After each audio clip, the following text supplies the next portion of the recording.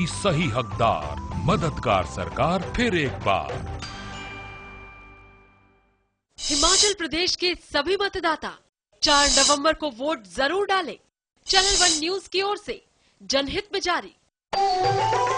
अटल वर्दी योजना और सामाजिक सुरक्षा पेंशन, धूमल सरकार ने दूर कर दी सबकी टेंशन।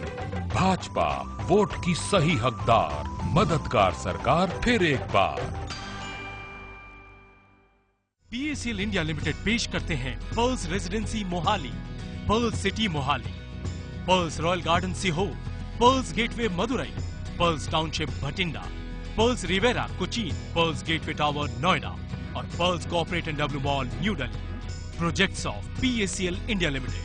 PACL में ग्राहकों का हित सुरक्षित, कंपनी अपने दायित्वों का निर्वाह करने में पूर्णतः सक्षम। आधिकारिक तौर पर पुष्टि। पॉली हाउस बनाने में 80% की दी मदद, धूमल सरकार ने बदल दी किसानों की किस्मत। भाजपा वोट की सही हकदार, मददगार सरकार फिर एक बार। हिमाचल प्रदेश के सभी मतदाता 4 नवंबर को वोट जरूर डालें। चैनल 1 न्यूज की ओर से जनहित में जारी। अटल वर्दी योजना और सामाजिक सुरक्षा पेंशन, धूमल सरकार ने दूर कर दी सबकी टेंशन। भाजपा वोट की सही हकदार, मददगार सरकार फिर एक बार। चोरी हो या डकैती,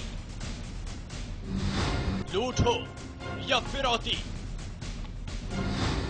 बलात्कार हो या हत्या, या फिर हो आत्महत्या, पुलिस या फाइलों में दबी हर वारदात की होगी निगहबानी, क्योंकि हर जुर्म की होती है एक कहानी।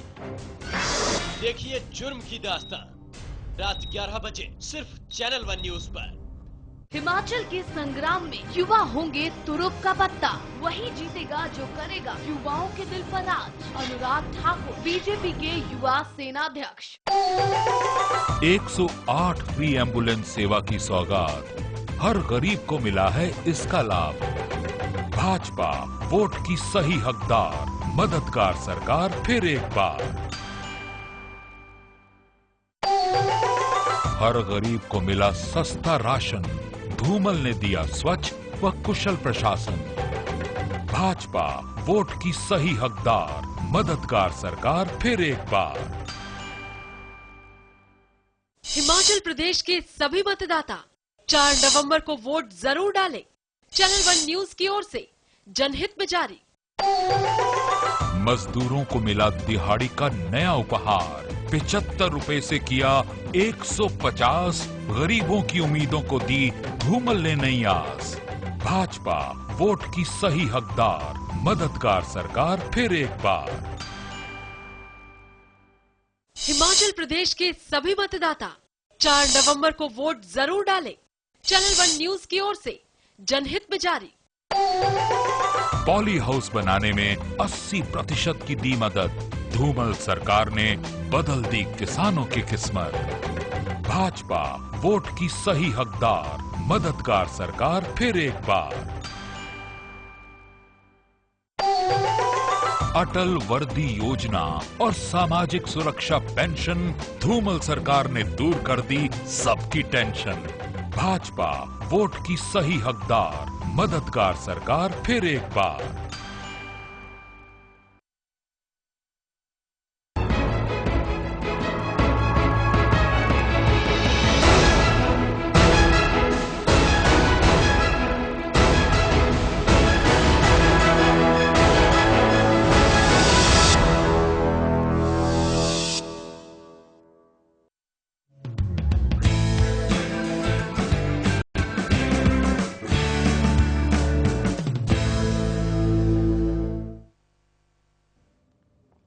तो सरकार ने अपना चेहरा बदल ही लिया। करीब 1.5 दर्जन मंत्रियों के विभागों में फेरबदल और कुछ नए चेहरों के साथ सरकार की अगले लोकसभा चुनावों से पहले अपनी छवि को दुरुस्त करने की ये आखिरी कोशिश है। इसका नतीजा आने वाले दिनों में चाहे जो हो, लेकिन फिलहाल इस बदलाव से सरकार के ही कुछ वरिष्ठ मंत्री नाराज हो गए से लगते हैं, और नाराजगी भी ऐसी कि विपक्ष ने इसके बहाने सरकार के दामन की तरफ एक और दाग उछाल दिया है। जहां सरकार पर आरोप है कि वो बिजनेस घरानों के दबाव में काम कर रही है।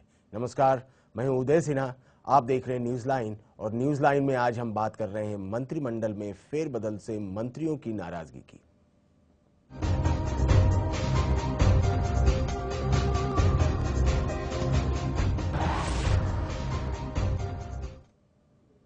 जनाब जयपाल रेड्डी सरकार में पेट्रोलियम मंत्रालय का महकमा संभालते थे। विशेषज्ञों की माने तो अच्छा काम भी कर रहे थे, लेकिन इस फेरबदल के दौरान उनका भी मंत्रालय बदल दिया गया। हालांकि जयपाल रेड्डी तो इससे अपनी नाराजगी खुलकर जाहिर नहीं कर रहे, लेकिन विपक्ष ने इस मुद्दे को भुनाना जरूर शुरू कर दिया है। आइए सबसे पहले देखते हैं कि इस मुद्दे पर किसने क्या कहा। My relationship with my Prime Minister is excellent. He has always reposed implicit trust in me. He has always shown affection for me. I don't take positions on portfolios. I have no regrets about portfolios. The Prime Minister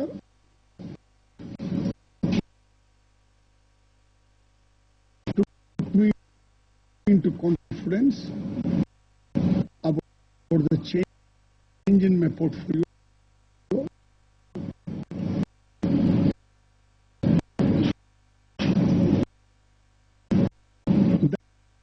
That was enough for me.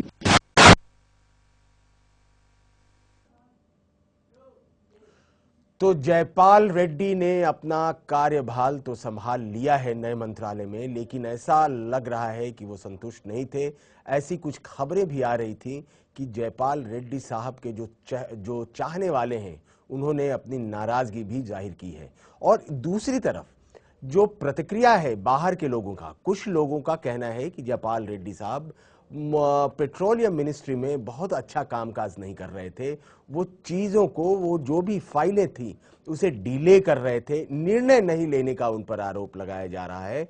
कुछ लोग कहते हैं ठीक उसके उल्टे, वो कहते हैं कि कुछ कॉरपोरेट घरानों की फाइलें दबी हुई थी और उन फाइलों पर उन्होंने सही समय में निर्णय नहीं लिया, इसलिए शायद उन्हें बदला गया। बात चाहे जो हो, लेकिन बात हम इस पर चर्चा करेंगे। और चर्चा के लिए हमारे साथ जुड़े हैं राजीव दुग्गर साहब, जो चार्टर्ड अकाउंटेंट हैं। वो खासी जानकारी रखते हैं रिलायंस इंडस्ट्री पर, और ये हमारे साथ शेयर करेंगे कि आखिर बात क्या हो सकती है। विजय मिश्रा जी हैं हमारे साथ पैनलिस्ट, जो वरिष्ठ पत्रकार हैं। अनुराग केजरीवाल हैं। अनुराग केजरीवाल लोक सत्ता पार्टी के दिल्ली प्रदेश के अध्यक्ष हैं, और लोक सत्ता पार्टी भी, इसकी भी शुरुआत लगभग वैसी ही हुई थी जैसे अरविंद केजरीवाल। इसका मतलब ये नहीं कि अनुराग केजरीवाल और अरविंद केजरीवाल में कोई आपसी रिश्ता है, ऐसा मैं नहीं इंडिकेट कर रहा, लेकिन इनके भी पार्टी की शुरुआत भ्रष्टाचार विरोधी आंदोलनों और भ्रष्टाचार विरोधी मुहिम से ही हुआ है। सबसे पहले हम अनुराग केजरीवाल से जानने की कोशिश करते हैं कि इसके क्या निहितार्थ आप निकालते हैं। कैसे जयपाल रेड्डी आखिर क्यों पेट्रोलियम मिनिस्ट्री से हटाए गए, जबकि 2011 के जनवरी में इन्होंने मुरली देवड़ा को हटा करके ये मंत्रालय संभाला था। अनुराग। उदय जी, बहुत बहुत धन्यवाद। ये बहुत ही बढ़िया प्रश्न आपने पूछा है जी। सबसे शुरू में मैं बोलूंगा कि ये सरकार जो है, ये विश्वास तो पूरी तरह से खो चुकी है। इनको कुछ समझ में नहीं आ रहा है कि क्या करे, कौन सही है कौन गलत है। ये हर तरह के तरीके के प्रेशर में आ रहे हैं। जो अच्छे लोग हैं उनको ये डिमोट करते जा रहे हैं, और जिनके ऊपर भ्रष्टाचार के आरोप लगे उनको ये प्रमोट करते जा रहे हैं जी। तो कुछ समझ में नहीं आ रहा। और जहां तक जयपाल रेड्डी जी का सवाल है, वो बहुत ही पुराने सांसद हैं, बहुत ही एक्सपीरियंस्ड लीडर है कांग्रेस के। तो उनको आज ये बोलना कि उनको काम करना नहीं आता, मेरे ख्याल से फिर कांग्रेस को अपनी नीति को बदलना ही पड़ेगा। तो जयपाल रेड्डी साहब के लिए सब कोई बोलते हैं कि काम नहीं कर रहे, बट ये बात जरूर है कि वो भ्रष्ट नहीं थे। तो आप बोल सकते हैं, कांग्रेस बोल सकती है कि काम नहीं करते, क्योंकि कांग्रेस में काम करने का आकलन होता है भ्रष्टाचार से। जी आप कुछ कह रहे थे? हाँ जी, मैं बोल रहा था कि कांग्रेस में काम करने का मतलब है भ्रष्टाचार। जी जी। तो इसलिए जो लोग कह रहे हैं कि जयपाल रेड्डी साहब काम नहीं करते थे, ये सही बात है, क्योंकि वो भ्रष्ट नहीं थे इसलिए वो काम नहीं करते थे। क्योंकि उनके पास इस इंडस्ट्री में जो भी फाइलें आ रही हैं जी, वो सारे भ्रष्टाचार में पूरी तरह से लिप्त आ रही हैं। जी, आज पेट्रोल के दाम वर्ल्ड में कम होते हैं, भारत में बढ़ता चला जाता है। आज लेकिन केजरीवाल साहब, अनुराग केजरीवाल साहब, इसमें बात यह है कि अगर डिसीजन लेने को अवॉइड किया जाए, इसका ये मतलब नहीं है कि कोई सोल्यूशन मिल गया। तो ये किस हद तक उनका ये जो स्ट्रैटेजी थी वो सही थी? सर डिसीजन क्या नहीं लिया, ये डिसीजन ये नहीं लिया ना कि रिलायंस को सपोर्ट नहीं किया। दैट इज, वो एक डिसीजन लेना नहीं हुआ ना। जो सही डिसीजन उन्होंने लिया ही है ना। जो गलत डिसीजन उनको लगा कि ये गलत है, वो नहीं लिया उन्होंने। No, he could have rejected the file. या तो आप एक्सेप्ट कीजिए या उसको रिजेक्ट कीजिए। आप अपनी मेज पर उसकी शोभा क्यों बढ़ा रहे हैं? सर मैंने avoiding taking a decision does not mean that you are going for a solution. Sir but then everything does not means कि you just reject it. You have to call for discussion in such a vital ministry. You have to call the people for discussion. You have to give the other side a chance to be heard and to be explained. Sir इसलिए उन्होंने उनको बोला होगा कि भाई ठीक है, मैं देखिए केजी बेसिन का, अगर जहां तक मैं आपको सीधा सीधा बोलता हूँ, रिलायंस का जहां तक सवाल है, केजी बेसिन का पिछले 1.5-2 साल से इसके ऊपर विवाद हो रखा है जी। सभी आदमियों को पता है, सभी लोगों को पता है जो थोड़ा सा ही बिजनेस में है, कि इसमें बहुत ज्यादा गेम प्लेइंग चल रहा है जी।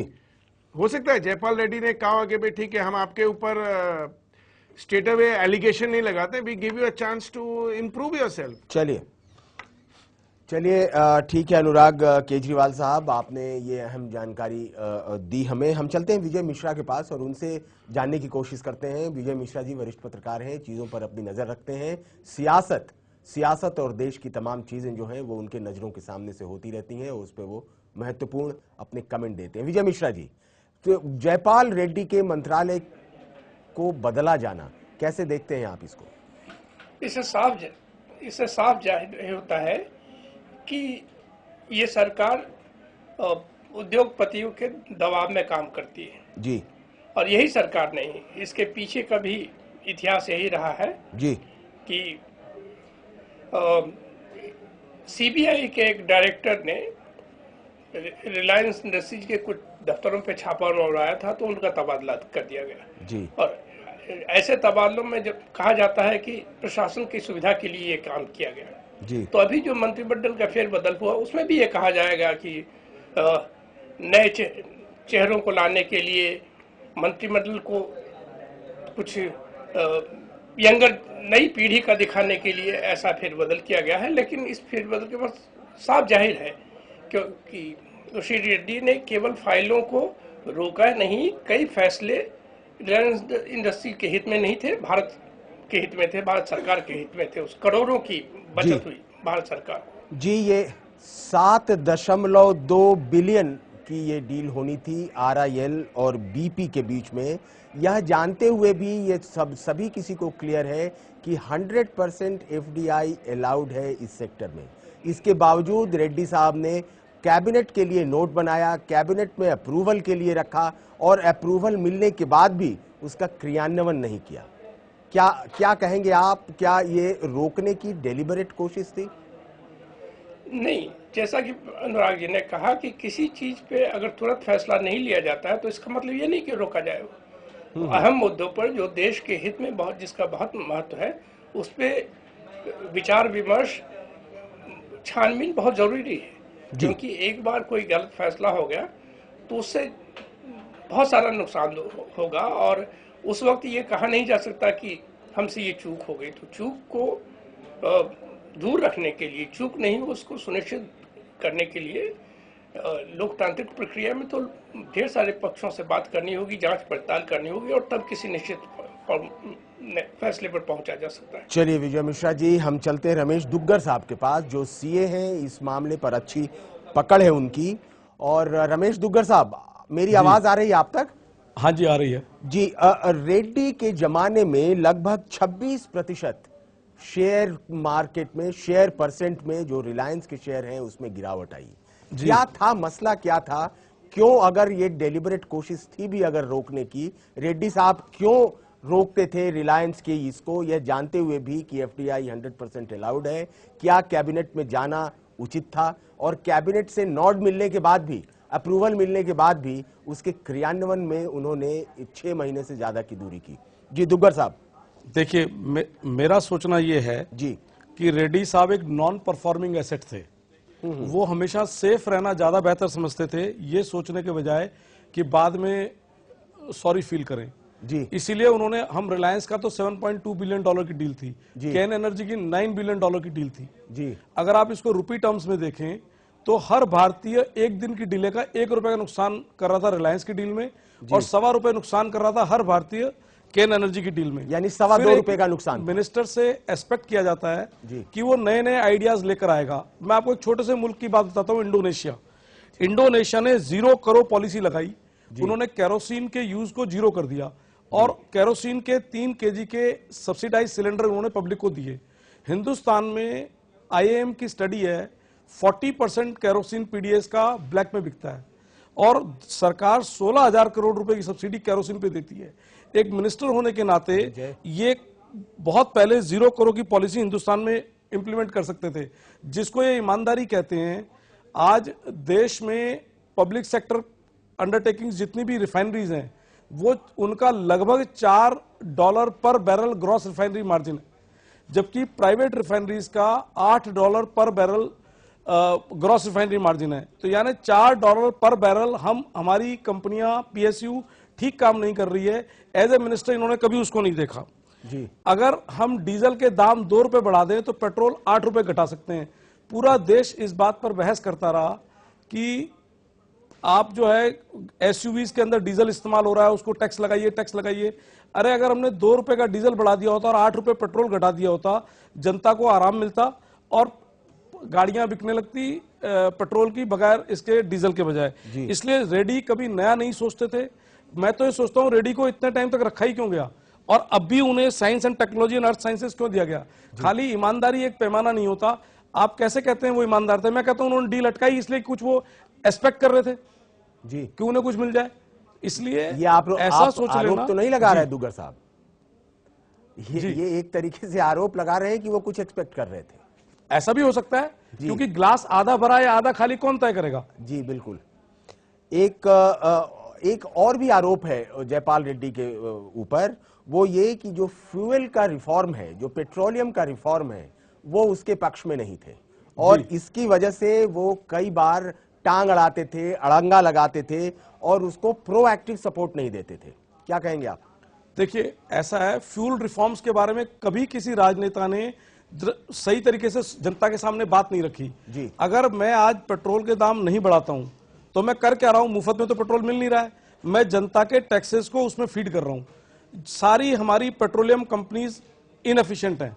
आज LPG को खुला कर दीजिए, सरकार ₹850 में सिलेंडर दे रही है। रिलायंस, कैन एनर्जी और SR ग्रुप और ये जो दूसरे लोग LPG इंपोर्ट करके बेचेंगे ₹600 में सिलेंडर दे सकते हैं। जी, तो गवर्नमेंट की जितनी भी ये कंपनियां हैं, ये इनमें इनएफिशिएंसीज बहुत हैं और ये अनरिलेटेड बिजनेस में जाती हैं। Government has got no business to do business. सरकार को व्यापार करना ही नहीं चाहिए। ये व्यापार क्यों कर रहे हैं? जो मंत्री रूसी मोदी अपना ने घर नहीं चला कही सकता, वो देश के अरबों रुपए के फैसले लेता है। मेरी ये समझ में नहीं आता वो लेता कैसे है। आप सारा उठा के देख लीजिए, आज तक भारत सरकार के मंत्री कोई नई चीज तो लेके ही नहीं आते। जयपाल रेड्डी कोई नई चीज लेकर नहीं आए। हर मंत्री इस बात का विरोध करेगा प्राइसेस बढ़नी चाहिए। इंटरनेशनल मार्केट में क्रूड के दाम गिर जाते हैं, वो कहता है मैंने भाव तोड़ दिए, क्रेडिट ले लेता है। अरे भाई, आपने करा क्या? आज रुपया ₹57 हो गया था, अभी ₹53। क्या इंडियन रुपी इतना डिवैल्यू होना चाहिए? हमारे से कमजोर करेंसीज जो है वो स्ट्रांग है, लेकिन हम एक स्ट्रांग इकोनॉमी होने के बावजूद हमारी करेंसी इतनी कमजोर है, कोई ध्यान ही देकर राजी नहीं है। और जयपाल रेड्डी तो कभी कोई काम करके ही खुश नहीं थे। जिन डील्स की आप बात कर रहे हैं, वो हर डील को कैबिनेट में लेके गए। क्यों? जो मंत्री जिम्मेदारी नहीं लेना चाहता, जो सही और गलत का आकलन नहीं कर सकता, जो हर बात के लिए समूह पे जिम्मेदारी डालना चाहता है, उस मंत्री का नहीं रहना ज्यादा बेहतर है।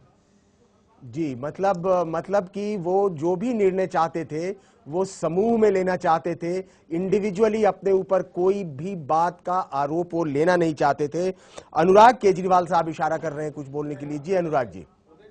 बोलना चाहूंगा जी, पेट्रोलियम मिनिस्ट्री इतनी क्रिटिकल और क्रूशियल मिनिस्ट्री है where a cabinet minister virtually prime minister और सोनिया गांधी के अंडर में काम है। इसलिए आज सोनिया गांधी जी का नाम ले रहा हूं क्योंकि आज कांग्रेस की लीडरशिप है।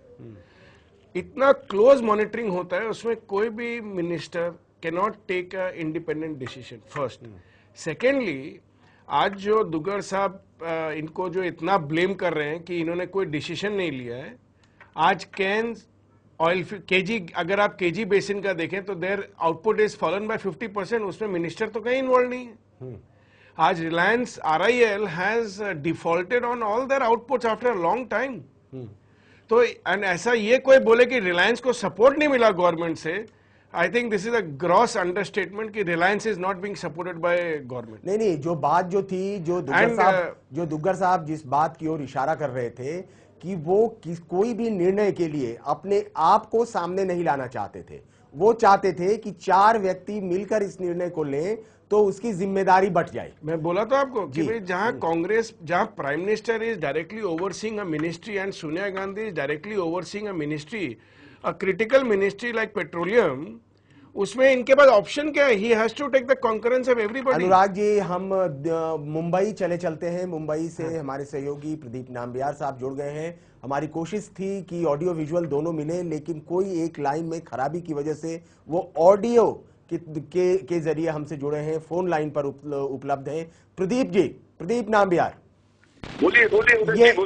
ये केजी बेसिन का क्या मामला है? आरोप जयपाल रेड्डी पर यह भी है कि जयपाल रेड्डी सही समय पर डिसीजन नहीं लेते थे, डिसीजन को डिले करते थे, और यह जानते हुए भी तमाम देश को पता था कि 100% FDI उसमें अलाउड है। इसके बावजूद कैबिनेट का उन्होंने संस्तुति लिया, लेकिन उसको इंप्लीमेंट नहीं किया। क्या जानकारी है आपके पास? ऐसा क्यों होता था?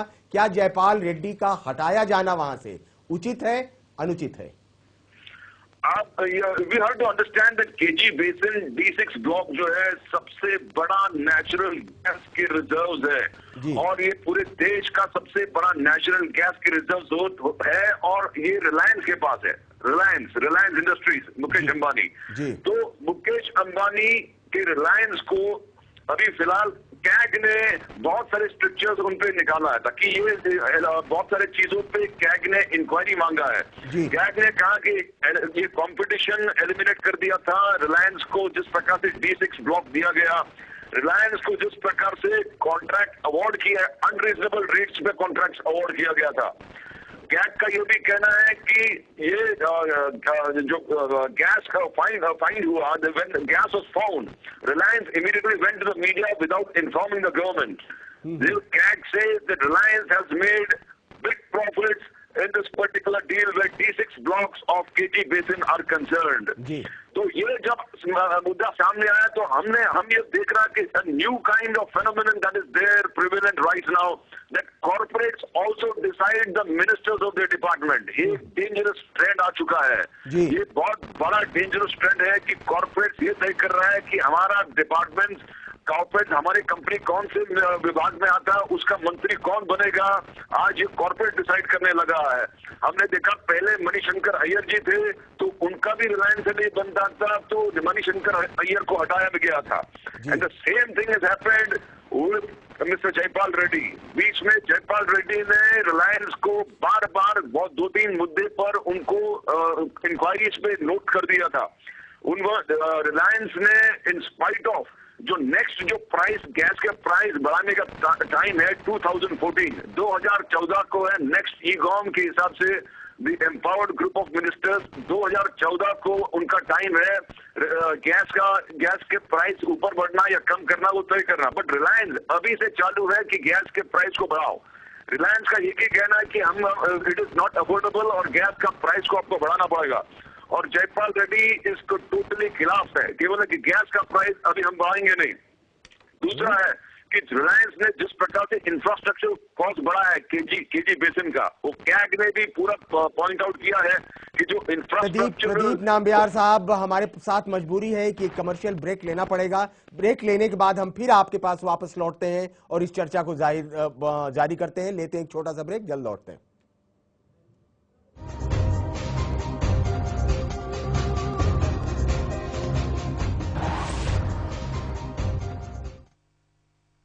तेरा भविष्य है, हम तेरी संतान है, हम तेरी पहचान है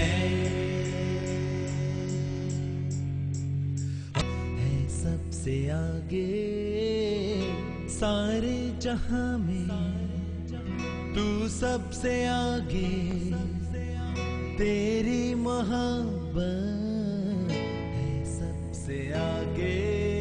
हम तेरा भविष्य है, हम तेरी संतान है, हम तेरी पहचान है।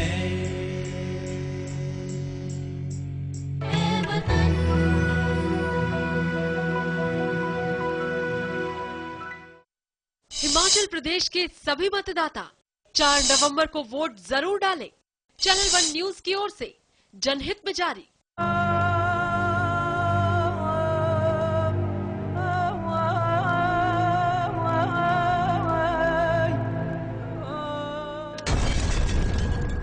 कहने और करने में बड़ा अंतर है। बीजेपी सिर्फ कहती है, करती नहीं है। बूढ़े आदमी हम, जिनके कोई बाल नहीं, बच्चा नहीं, कोई संभालने वाला नहीं हमको, तो हमने पेंशन मांगने गए तो हमको बोला नहीं, तुमको नहीं मिलती। हिमाचल प्रदेश में सड़कों की हालत बहुत ही खराब है। जगह जगह पर गड्ढे पड़े हुए हैं और कचरा पड़ा रहता है। यहाँ का जो युवा है वो शिक्षित होने के बावजूद भी जो है छोटी मोटी नौकरियां कर रहा है। ये झूठ और लूट की सरकार है। सरकारी स्कूलों में जो बच्चों को वर्दियां और सिलाई के लिए पैसे मिलने थे वो तक खा गए।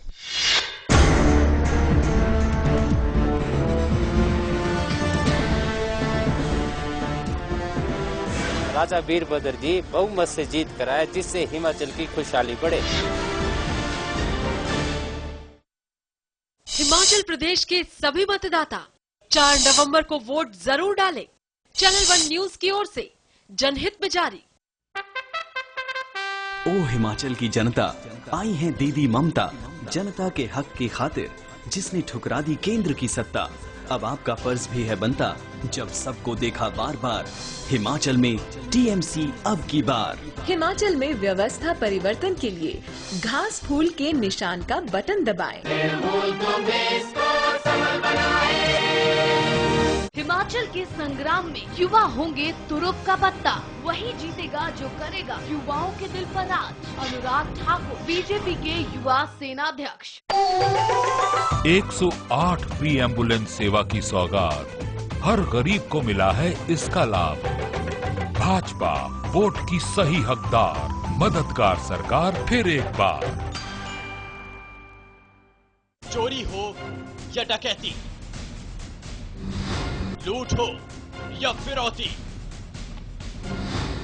बलात्कार हो या हत्या, या फिर हो आत्महत्या, पुलिस या फाइलों में दबी हर वारदात की होगी निगहबानी, क्योंकि हर जुर्म की होती है एक कहानी। देखिए जुर्म की दास्तां रात 11 बजे सिर्फ चैनल 1 न्यूज पर। हर गरीब को मिला सस्ता राशन, धूमल ने दिया स्वच्छ व कुशल प्रशासन। भाजपा वोट की सही हकदार, मददगार सरकार फिर एक बार। हिमाचल प्रदेश के सभी मतदाता 4 नवंबर को वोट जरूर डालें। चैनल 1 न्यूज की ओर से जनहित में जारी। मजदूरों को मिला दिहाड़ी का नया उपहार, 75 रुपए से किया 150, गरीबों की उम्मीदों को दी धूमल ने नई आस। भाजपा वोट की सही हकदार, मददगार सरकार फिर एक बार। हिमाचल के संग्राम में 68 सीटों पर लगा है दांव। क्या हाथ को मिलेगा जनता का साथ? हम भाजपा को जबरदस्त शिकस्त दें। क्या बीजेपी के बाजीगर खिलाएंगे कमर? कांग्रेस की केंद्र सरकार ने हमारे साथ लगातार अन्याय, जिनकी साख लगी है दांव पर, हर सियासी चाल पर होगी हमारी नजर। देखिए हिमाचल लाइव रोजाना सुबह 11:30 बजे और शाम 7:30 बजे सिर्फ चैनल 1 न्यूज पर। पॉली हाउस बनाने में 80% की दी मदद। धूमल सरकार ने बदल दी किसानों की किस्मत। भाजपा वोट की सही हकदार, मददगार सरकार फिर एक बार। जिंदगी है तो उलझने हैं, उलझने हैं तो रास्ते हैं। आप किस राह आगे बढ़ेगी, आपका भविष्य हो उज्जवल। देखिए हमारा खास कार्यक्रम करियर गाइड, सोमवार से शनिवार दोपहर 3:30 बजे सिर्फ चैनल 1 न्यूज पर। अटल वर्दी योजना और सामाजिक सुरक्षा पेंशन, धूमल सरकार ने दूर कर दी सबकी टेंशन। भाजपा वोट की सही हकदार, मददगार सरकार फिर एक बार। हिमाचल प्रदेश के सभी मतदाता 4 नवंबर को वोट जरूर डालें। चैनल 1 न्यूज की ओर से जनहित में जारी। देवभूमि हिमाचल, आज ये देवभूमि खतरे में है। इस पर कब्जा है भ्रष्टाचारियों, भूमाफिया और दलालों का। लेकिन अब वक्त आ गया है देवभूमि को भ्रष्ट और दलाल नेताओं के चंगुल से मुक्त कराने का। कहो दिल से, ना बिके हिमाचल फिर से। विधानसभा चुनाव में टेलीफोन चिन्ह पर बटन दबाएं और हिमाचल लोकहित पार्टी के उम्मीदवार को विजयी बनाएं। PACL इंडिया लिमिटेड पेश करते हैं Pearls Residency Mohali, Pearls City Mohali, Pearls Royal Garden Sehore, Pearls Gateway Madurai, Pearls Township Bhatinda, Pearls Riviera Cochin, Pearls Gateway Tower Noida और Pearls Corporate and W mall New Delhi. Projects of PACL India limited. PACL में ग्राहकों का हित सुरक्षित, company अपने दायित्वों का निर्वाह करने में पूर्णतः सक्षम। आधिकारिक तौर पर पुष्टि।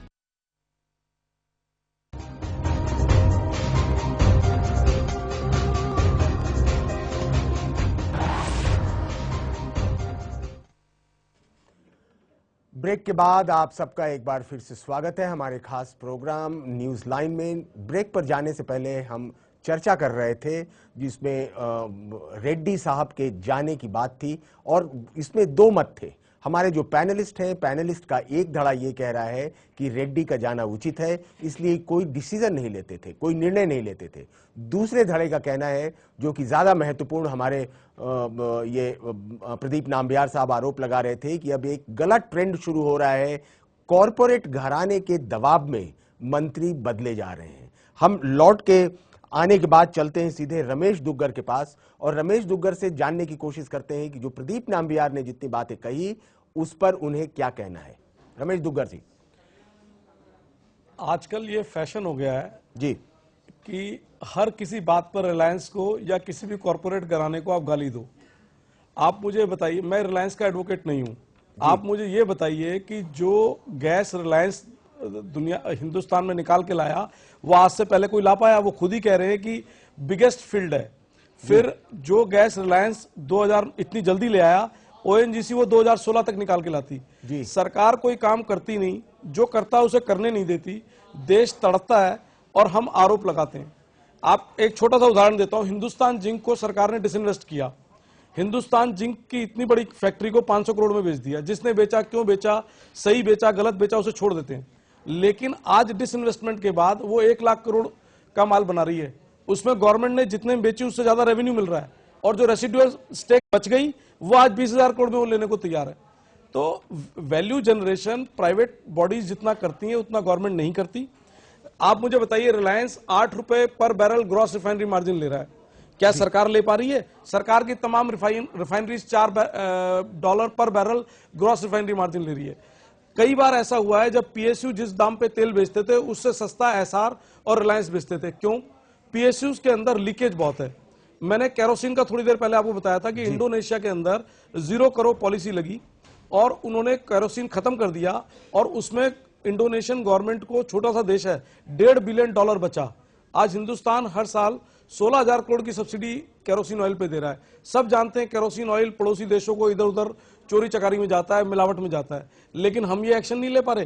केरोसिन आज की तारीख में डीजल के मुकाबले, एलपीजी के मुकाबले ज्यादा सब्सिडी है। फिर एलपीजी, जयपाल रेड्डी मंत्री होते हुए कभी भी उन्होंने डीजल के दाम बढ़ाने नहीं दिए। वो सोच रहे उन्होंने बहुत बड़ा काम करा। सबसे बड़ा नुकसान ये था कि जब डीजल के दाम जिस समय 35 रुपए लीटर बेच रहे थे, तब फर्नेस ऑयल उससे महंगा था। तो बहुत सी कंपनियां जो इंडस्ट्रीज फर्नेस के अंदर फर्नेस ऑयल यूज करती थी, उन्होंने फर्नेस ऑयल के बजाय 2 नंबर में डीजल यूज करना शुरू कर दिया। अब अल्टीमेटली नुकसान तो हमको ही हो रहा है, हमारे टैक्स पेयर मनी जा रहा है। तो जो मिनिस्टर समय पे काम ना कर सके, तुरंत एक्शन ना ले सके, after all it is public money, और फिर हम हमेशा गाली दें किसी कॉर्पोरेट बॉडी को। सारे गवर्नमेंट ऑर्गेनाइजेशंस के मुकाबले पब्लिक बॉडीज अच्छा काम, प्राइवेट कंपनीज अच्छा काम कर रही हैं। आज एमटीएनएल बंद हो गई है, बीएसएनएल बंद होने के कगार पर है, लेकिन प्राइवेट टेलीकॉम ऑपरेटर्स अच्छा काम कर रहे हैं, सरकार को रेवेन्यू दे रहे हैं। सरकार का काम व्यापार करना नहीं है, व्यापार को रेगुलेट करना है। सरकार व्यापार से अगर बाहर आ जाएगी तो गवर्नमेंट का सब्सिडी बिल 50% रह जाएगा और हमारे को टैक्सेशन और कम देने पड़ेंगे जी। इसलिए अननेसेसरी किसी पर आरोप लगाने के बजाय हमें देखना चाहिए वास्तुस्थिति क्या है। जयपाल जी ने रिलायंस की इन्वेस्टमेंट रोक दी KG-D6 बेसिन गैस में। इन्वेस्टमेंट रोकने से जो गैस बढ़ सकती थी वो बढ़नी रुक गई, उसका नुकसान कोई नहीं देख रहा। आज हिंदुस्तान $16 के अंदर गैस इंपोर्ट कर रहा है, रिलायंस को $4.2 से दाम बढ़ाने में पीछे हट रहे हैं। अरे भाई 16 बाहर वालों को देने से अच्छा रिलायंस को 8 दे दो, 6 दे दो, 5 दे दो, कोई कॉम्प्रोमाइज कर लो। उससे कहो तू गैस बढ़ा, उसको करने नहीं दोगे, खुद करोगे नहीं, बाहर वालों को 16 दे दोगे, घर वाले को 4 नहीं दोगे और फिर कहोगे मैं ईमानदार हूं। ये कैसी ईमानदारी? जी रमेश दुग्गर जी, आपके बड़े क्रांतिकारी विचार हैं। हम सबसे पहले लौट के आएंगे अनुराग केजरीवाल के पास और अनुराग केजरीवाल से संक्षेप में इसकी बात को जानने की कोशिश करेंगे। फिर चलेंगे हम प्रदीप नाम्बियार के पास और प्रदीप नाम्बियार से ये जो आपने महत्वपूर्ण बात कही कि घर वाले को 8 नहीं दोगे, बाहर वाले को 16 दे दोगे, खुद करोगे नहीं, इस पे उनसे जानने की कोशिश करेंगे। अब सबसे पहले अनुराग केजरीवाल जी। ये जो KG-6 गैस बेसिन है, उसमें रिलायंस की फंडिंग है। फंडिंग तो गवर्नमेंट ने करके बताया कि ये बेसिन में इतना कैपेसिटी है। जो प्रश्न बिल्कुल स्पष्ट है कि क्या कॉर्पोरेट घरानों को गाली देना एक फैशन है? नहीं, बट अगर वो गलत करेंगे तो बोलना भी पड़ेगा ना। जी। आप ऐसा नहीं सके, एक बात है, आप बोलो कि जी मैं 60% तो कर रहा हूँ तो मैं चोर का हूँ, ऐसे थोड़ी ना होता है। आपको जब दिया गया कोई काम करने का, आप उसको एफिशिएंटली करिए। And rates initially were decided for a period of X amount of years, तो आपको उस समय प्रॉब्लम नहीं हो। आप अचानक आप बीच में उठ के बोलेंगे नहीं जी हमारे को तो रेट ऊंचा चाहिए। जब आप काम नहीं करोगे तो हमको तो बाहर से इंपोर्ट करना ही पड़ेगा। अगर आप पूरा प्रोडक्शन यहाँ करेंगे तो हमको इंपोर्ट करने की जरूरत ही क्या है जी। बल्कि हम जो $16 में आप इंपोर्ट कर रहे हैं, वो लाइबिलिटी भी रिलायंस के ऊपर थोपनी चाहिए गवर्नमेंट को कि इनके इनएफिशिएंसी के कारण से हमको $16 में लाना पड़ रहा है। और ये भी तो हो सकता है कि ये इनकी मिली भगत हो कि रिलायंस बोल रहा है कि 16, जैसे दिल्ली में इलेक्ट्रिसिटी में किया कि सडनली एक दिन 9 रुपए में यूनिट, मतलब 6 रुपए यूनिट में खरीद के और बोल दिया, बोला जी हमारा तो कॉस्ट ही 6 रुपए, तो बोला जी हमको तो कहते रिलायंस के ऊपर you can never trust them. Actually I would not blame anybody, I would play it very fair that Reliance and the government both have lost trust, so इसलिए you can never trust anybody and Reliance has a past reputation, so it is very difficult to trust. Pradeep Nambiar, आप तक आवाज आ रही है हमारी? प्रदीप नाम्बियार जी, प्रदीप नाम्बियार, क्या आप तक आवाज आ रही है? ऐसा लगता है प्रदीप नाम्बियार से हमारा संपर्क टूट गया है। क्या प्रदीप नाम्बियार आप तक हमारी आवाज पहुंच रही है? नहीं है। हम फिर से चलते हैं रमेश दुग्गर साहब के पास। रमेश दुग्गर जी, जैसा अनुराग केजरीवाल ने कहा, it is a case of trust deficit. Trust deficit in the sense Reliance has also lost the trust, so is government. What do you say? It's not a case of trust deficit ji, it is a case of misinformation campaign. कोई बात को, जानकारी को अच्छी तरीके से, सही तरीके से रखना नहीं और अपनी बात को जोर से रख देने से बात नहीं होती। दिल्ली के अंदर जो दाम बढ़े, दिल्ली में 50% बिजली चोरी होती थी। बिजली चोरी कौन करवाता है? अगर बिजली चोरी बंद हो जाए तो टैरिफ आधा रह जाता है। अभी पिछले 10 साल में जब से प्राइवेटाइजेशन हुआ है बिजली चोरी नेग्लिजिबल रह गई है। पहली बार दाम बढ़े हैं, आप दाम को कंपेयर करिए। दूसरी बात, दाम जो बढ़े हैं उसकी वजह क्या है? अभी रिलायंस, जो सभी लोगों को गलत फहमी है कि रिलायंस गैस के दाम ज्यादा मांग रहा है, वो दाम उसकी जेब में जाने वाले हैं, ऐसा नहीं है। गवर्नमेंट का कॉन्ट्रैक्ट रिलायंस से ये है कि जितना तेल गैस निकालने में खर्च हुआ है, रिलायंस सबसे पहले उस गैस को खर्चे को रिकवर करेगा, उसके बाद सरकार को रॉयल्टी मिलेगी। अभी जब दाम तय हुए तब हुए, अगर मान लो आज गवर्नमेंट दाम बढ़ा देती है तो वो रिकवरी फास्ट हो जाएगी। वो कोई, रिलायंस को तो जितने पैसे मिलने उतने ही मिलने। चलिए हम फर्ज करिए KG-D6 बेसिन पर रिलायंस ने 50,000 करोड़ रुपए खर्च करे हैं, गैस का कोई दाम हो, पहले 50,000 करोड़ रुपए उसको जाएंगे, उसके बाद सरकार को कुछ मिलेगा। सरकार अगर आज दाम कम रखेगी तो रिलायंस को की रिकवरी 5 साल के बजाय 10 साल में होगी। सरकार दाम बढ़ा देगी तो रिलायंस की रिकवरी 10 साल के बजाय 5 साल में होगी। प्रदीप नाम्बियार हमारे साथ एक बार फिर से जुड़ गए हैं। हम फिर से चलते हैं प्रदीप नाम्बियार के पास। ऑफ द केस रिमेन्स कि सरकार को आवश्यकता क्या है व्यापार करने की? अगर सरकार ने पहले ये कहा होता, ये जो आप विषय उठा रहे हैं थ्योरेटिकल विषय है, थ्योरेटिकल विषय है कि the government has no business to be in business. बहुत दिनों पहले, आज से 20 साल पहले, 25 साल पहले रूसी मोदी ने भी इसी बात को कहा था और इसको कैंपेन भी किया। It is all together a different matter, हम लोग इस पर अलग से बात करेंगे। फिलहाल अभी रेड्डी और रिलायंस तक हम अपनी बातचीत को सीमित रखना चाह रहे हैं। फिर से हमारे साथ प्रदीप नाम्बियार जुड़ गए हैं, हम चलते हैं प्रदीप नाम्बियार के पास। प्रदीप नाम्बियार से सीधे सीधे सवाल करते हैं। अभी एक बात उठी ट्रस्ट डेफिसिट की। अनुराग केजरीवाल ने कहा कि सरकार पर भी ट्रस्ट नहीं है, रिलायंस पर भी ट्रस्ट नहीं है, जिसको रिफ्यूट किया रमेश दुग्गर ने, कहा कि it is not the question of trust deficit और कॉर्पोरेट घरानों को गाली देना ये एक फैशन है। क्या मानते हैं आप Pradeep Nambiar? I will just like to rectify Uday ji what the gentleman was saying earlier. ये जो कैग ने रिलायंस को पुल अप किया है, गोल्ड प्लेटिंग ऑफ कॉस्ट, जो कॉस्ट को उन्होंने इतना बढ़ा चुका, 10,000 करोड़ से लेकर 50,000 करोड़ तक पहुंचा दिया, उसके लिए कैग ने उनको बुलाया है। कैग ने उनको नोटिफाई किया कि how have you increase the infrastructural cost.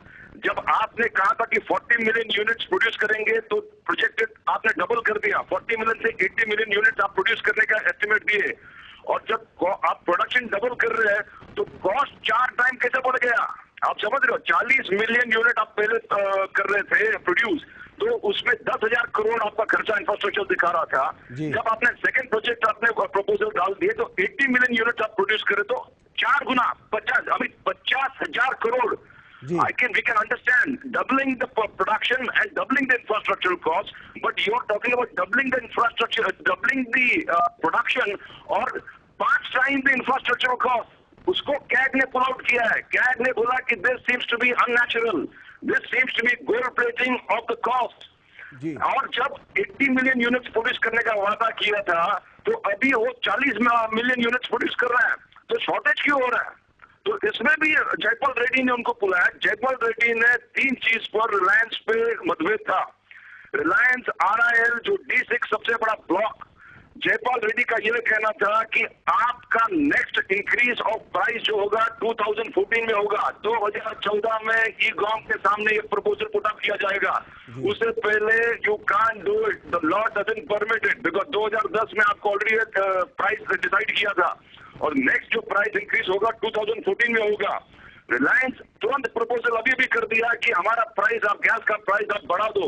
उसमें जयपाल रेड्डी ने ऑब्जेक्शन उठाया, बोले कि gas, the price of gas will not increase because this is not permissible as per the law, because आपका नेक्स्ट इंक्रीज जो होगा ई-कॉम के सामने 2014 के सामने पेश होगा, 2014 तक you have to continue with the same price. And Reliance उनका ये कहना था कि कैग का ये भी कहना था और स्पेशली मिस्टर जयपाल रेड्डी का ये कहना था, आपका प्रोडक्शन डिक्लाइन हो गया है। आपने कहा कि 80 मिलियन यूनिट्स आप प्रोड्यूस करेंगे तो घूम फिर के 40 मिलियन वही पुराने।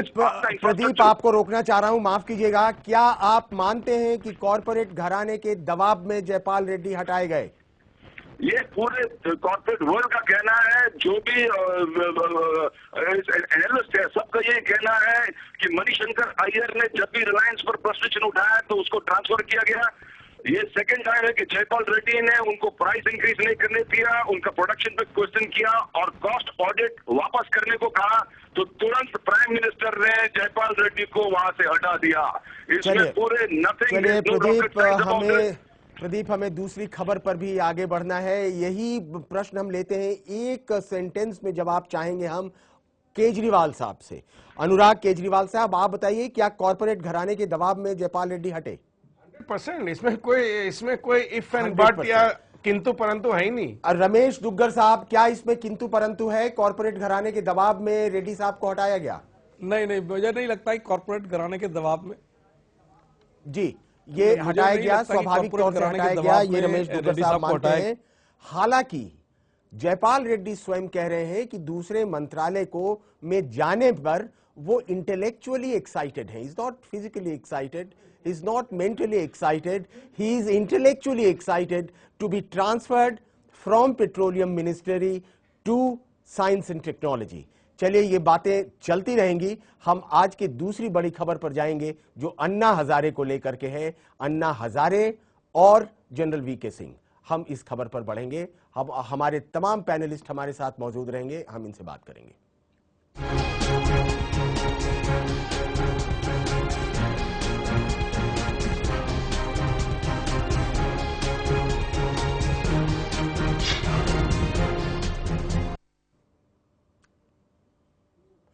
अन्ना हजारे ने एक बार फिर से हुंकार भरी है। अरविंद केजरीवाल से राहें अलग होने के बाद अन्ना ने मुंबई में एक प्रेस कॉन्फ्रेंस कर संसद को भंग करने की मांग की है और अन्ना की इस मुहिम में पूर्व सेनाध्यक्ष जनरल वीके सिंह का भी साथ मिला है। वीके सिंह ने कहा कि अन्ना हजारे अच्छे इंसान हैं और मैं उनका साथ दूंगा।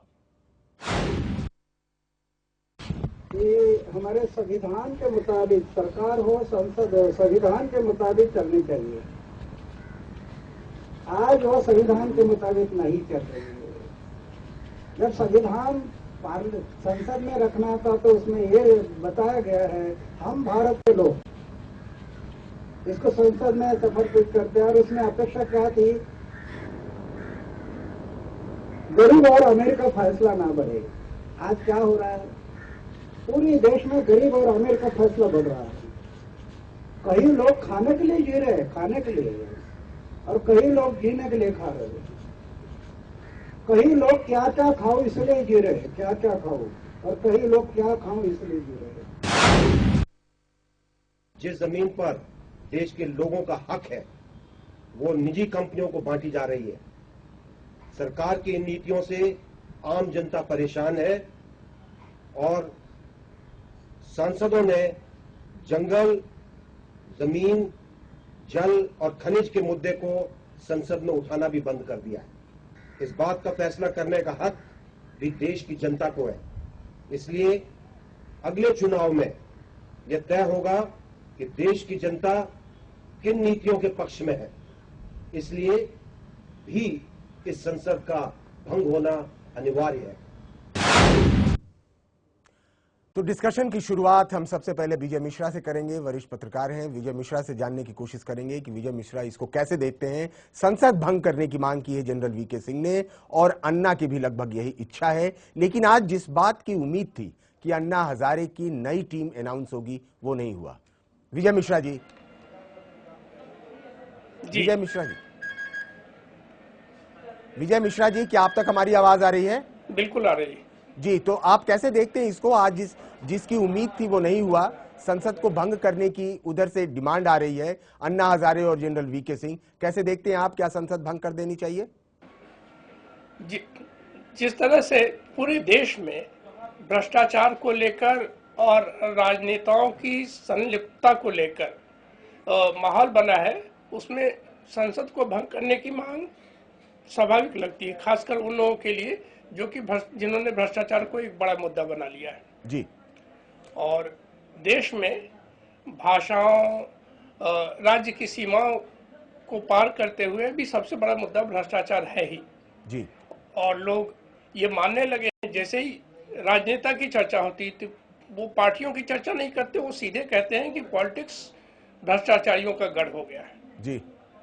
और इसलिए ये मांग, इस मांग को जनता का समर्थन मिलेगा मुझे लगता है। चलिए एक क्विक कमेंट लेते हैं रमेश दुग्गर जी से। हालांकि पेशे से चार्टर्ड अकाउंटेंट है, लेकिन रमेश दुग्गल जी सामाजिक विषयों पर सोचते समझते हैं और इस आंदोलन के साथ भी वो कहीं ना कहीं से निश्चित तौर से जुड़े होंगे, उनके घर के लोग, उनके पड़ोस के लोग। तो रमेश दुग्गल जी, क्या आपको लगता है कि संसद को भंग कर देनी चाहिए जैसा अन्ना हजारे और जनरल वीके सिंह कह रहे हैं?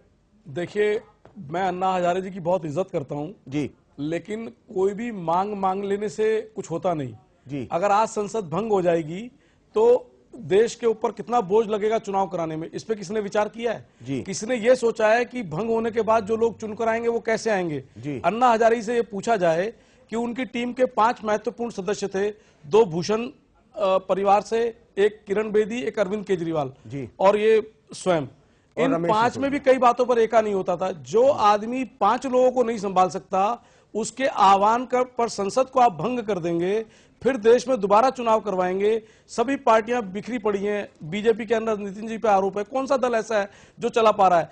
खुद ममता बनर्जी देश नहीं चला पा रही, ऐसे में आप करेंगे क्या? इस समय देश में नेशनल गवर्नमेंट होनी चाहिए, क्योंकि जो भी चुनकर आएंगे फिर ऐसे ही चुनकर आएंगे। हम पिछले 5 आम चुनाव देख चुके हैं, खिचड़ी आ रही है जी, तो फिर खिचड़ी आएगी। कोई क्लियर कट आदमी तो है नहीं। ऐसी स्थिति में आम चुनाव कराने के बजाय आप नेशनल गवर्नमेंट बनाइए। आप देश पे और बोझ मत डालिए, वैसे ही जनता मर रही है। हर चुनाव के साथ कितना बोझ डलता है जी। अनुराग केजरीवाल जी, ये समय है कि आप एक नेशनल गवर्नमेंट बनाइए, एक राष्ट्रीय सरकार आप बनाइए, चुनाव मत कराइए, ये स्पष्ट कहना है रमेश दुग्गल का। चूंकि आप भी उसी आंदोलन से निकल के आए हैं, मैं अन्ना हजारे के आंदोलन की बात नहीं करता, लेकिन उसी तरीके के आंदोलन से निकल के आए हैं। क्या संसद को भंग करने की मांग जायज है? और अगर है तो क्या इसके निहितार्थ सोच लिए गए हैं? इसके बाद की संसद कैसे होगी, इस पर विचार कर लिया गया है? संक्षेप में जी। उदय जी, ऐसा है, हम लोग, मैं भी राजनीति में उतरा हूं अन्ना हजारे जी से प्रेरित होकर, पर हाँ, इस बात पे मैं उनके अग्री नहीं करता हूं। अन्ना हजारे हो चाहे अरविंद केजरीवाल हो, ये पूरा सोचे बगैर एक ये डिसीजन दे देते हैं। इनके साथ आदमी, इनके साथ पब्लिक जुड़ी भी है तो वो भी हाँ भर देती है। इसके ये ऐसे आप कोई पार्लियामेंट को भंग कर दिए, आज कोई भी खड़ा होकर बोलेगा पार्लियामेंट भंग कर दीजिए, क्यों करेगी भाई? 2014 तक इनको मैंडेट मिला हुआ है। मतलब आप सहमत नहीं है कि संसद सवाल ही नहीं है, इनको 2014 तक मैंडेट मिला हुआ है, क्यों भंग करेंगे? किस लिए भंग करेगी? हम चलेंगे क्विक रिस्पांस के लिए प्रदीप नाम्बियार से। प्रदीप, आज मुंबई में ही ये मुंबई से आवाज उठी, संसद को भंग कर देना चाहिए, चुनाव कराना चाहिए। आप सहमत हैं नहीं है? See, this is a pressure tactic definitely required because today the entire country is in the need of revolution. Colgate से लेके, कॉमनवेल्थ से लेके, 2G से लेके, गडकरी स्कैम, यानी विरोधी पक्ष भी इसमें इन्वॉल्व है, the ruling party also is involved. The common man is today disillusioned. He is looking for a viable alternative. ये ठीक है, immediately dissolve, that's not constitutionally possible. You can't dissolve an elected government. But there is a resentment among the common man. Who is the alternative? अगर corrupt, the ruling party is corrupt, you got a corrupt alternative. Pradeep, एक second के लिए रोकना चाहूंगा। क्या संसद भंग करके नए सिरे से चुनाव कराने की अपेक्षा, जैसे हमारे एक पैनलिस्ट कह रहे हैं, एक नेशनल गवर्नमेंट का फॉर्मेशन होना चाहिए, देश पे अतिरिक्त चुनाव का बोझ नहीं डाला जाना चाहिए? कितना सहमत हैं आप इससे? But as you said, it is not constitutionally possible to, dismiss an elected government who's in the majority. So this first option doesn't seem to work. But who's going to dismiss them? And number two, yet definitely escalating of cost is going to be a concern. But the bigger cause is corruption.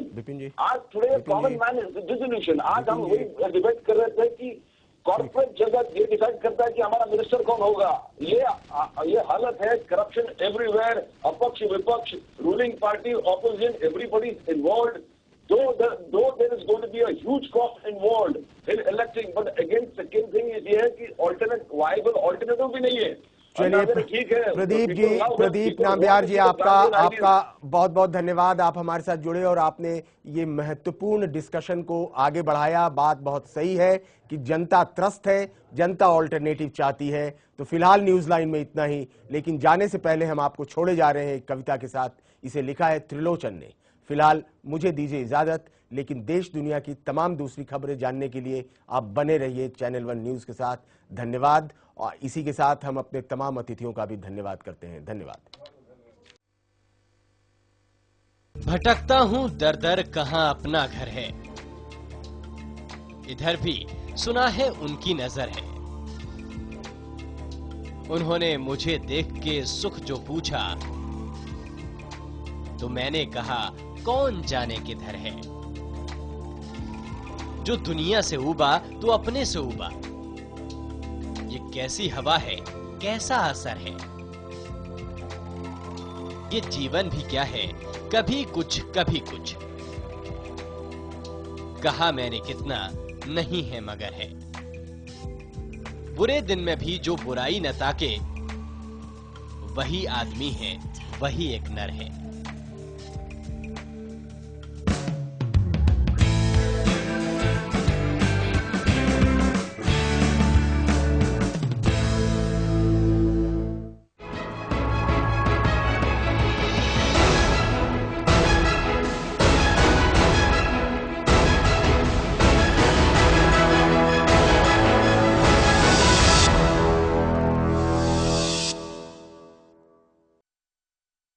तेरा भविष्य है, हम तेरी संतान है, हम तेरी पहचान है। सबसे आगे सारे जहां में, तू सबसे आगे, तेरी मोहब्बत है सबसे आगे। हम तेरा भविष्य है, हम तेरी संतान है, हम तेरी पहचान है।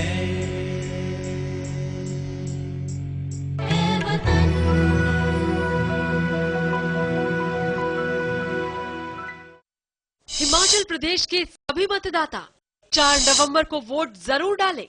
चैनल वन न्यूज की ओर से जनहित में जारी।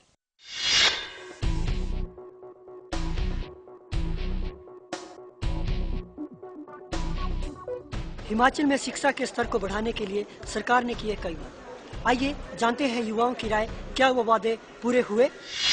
मैथ्स बिल में इमीडिएट हाइक हो गई, बस इसका फेयर एकदम से बढ़ा दिया गया। डिफरेंट कोर्सेज की फीस बहुत ज्यादा कर दी गई। सरकारी विश्वविद्यालय खोलने के बजाय उन्होंने प्राइवेट विश्वविद्यालय खोले और उन विश्वविद्यालयों की फीस इतनी ज्यादा है कि आम छात्र उसको अफोर्ड नहीं कर पा रहा है। हमारी यूनिवर्सिटी में वोकेशनल कोर्सेज की कमी है, जिसकी वजह से स्टूडेंट्स को अच्छी जॉब्स नहीं मिलती हैं। हमारे हिमाचल प्रदेश में एक अच्छे टेक्निकल गवर्नमेंट इंस्टीट्यूट की कमी है। हमारे विश्वविद्यालय के इंफ्रास्ट्रक्चर की हालत बहुत खराब है, पर वर्तमान प्रदेश सरकार की सभी शिक्षा नीतियाँ फाइलों तक ही सीमित है। समय आ गया है परिवर्तन का, आप किसके साथ हैं? मैं कांग्रेस के साथ। मैं कांग्रेस के साथ हूँ। मैं कांग्रेस के साथ हूँ। मैं कांग्रेस के साथ हूँ। मैं कांग्रेस के साथ हूँ। हम कांग्रेस के साथ हैं। क्या आप भी कांग्रेस के साथ हैं?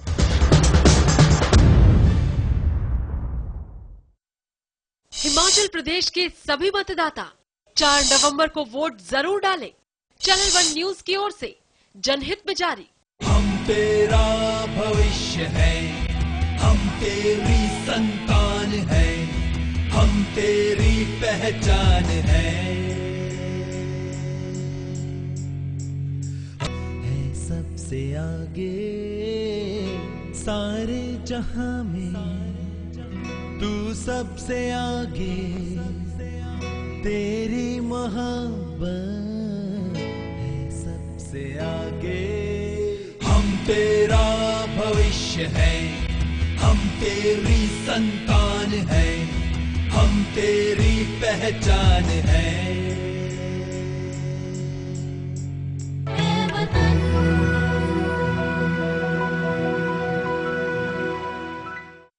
हिमाचल प्रदेश के सभी मतदाता 4 नवंबर को वोट जरूर डालें। चैनल वन न्यूज की ओर से जनहित में जारी। पुण्य हिमाचल की जनता सब जान गई है यार, किस किस ने लूटा है इसको बदल बदल अंदाज। राजनीति में एक अनूठा हुआ नया आगाज, टीएमसी बन के आई है जन जन की आवाज।